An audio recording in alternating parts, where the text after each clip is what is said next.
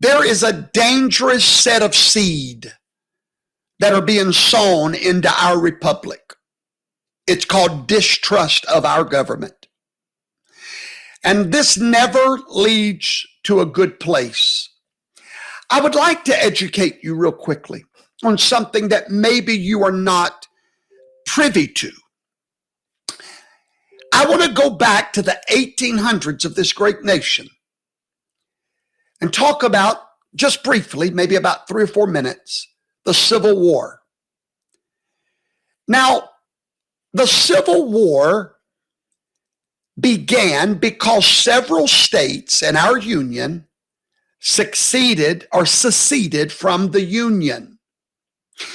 And now you've always been taught that the Civil War was about slavery. Nothing could be further from the truth. Abraham Lincoln made a promise to the southern states that he had no desire to free the slaves in the southern states. He made them promises that the only thing he wished to do is to keep it from going into the north. But there was never a plan to free the slaves, ever. The Civil War started with one state withdrawing from the Union. That state was South Carolina. South Carolina got together and decided to remove themselves. As a matter of fact, here is a picture I want to show you of their official divorce from the United States. This was their newspaper where they said that their union was dissolved. Now, I know many of you may know all of that, but here's something I wonder if you know. Do you know why South Carolina withdrew from the Union? Had it not been for South Carolina withdrawing from the Union, Civil War would never have happened. But something drove them to secede. Do you know what it was? Anyone? Anyone? It was voter fraud. It was mail-in ballots and voter fraud. That's exactly right. When Abraham Lincoln was voted in as the president of the United States of America, it was voter fraud. Because Abraham Lincoln was not even the president. He was not even on the ballot in 10 of these southern states.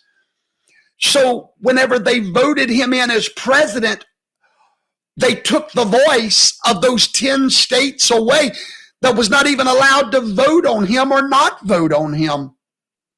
It was voter fraud that planted the seed of the Civil War. It's funny how history has a way of repeating itself, ladies and gentlemen. It's funny how the more things change, the more they stay the same. I want to read to you a direct quote from that newspaper article I just showed you on your screen from the South Carolina newspaper, the Charleston Mercury, on November the 3rd, 1860. Here is what they said. The southern states are now in the crisis of their fate. If we read the signs of the time, nothing is needed for our deliverance, but that the ball of revolution be set in motion. That was it. They wrote in that article that the only way they were going to be able to deliver themselves from the fraud that was just perpetrated on them was for the ball of revolution to be set in motion. And ladies and gentlemen, set in motion it has been again. However, is there hope for America? Yes, and I'm going to give you that hope tonight for this same problem they had in the Civil War, this election irregularities, if you will, I believe we have the answer. And I'm almost there in my monologue. Stay with me.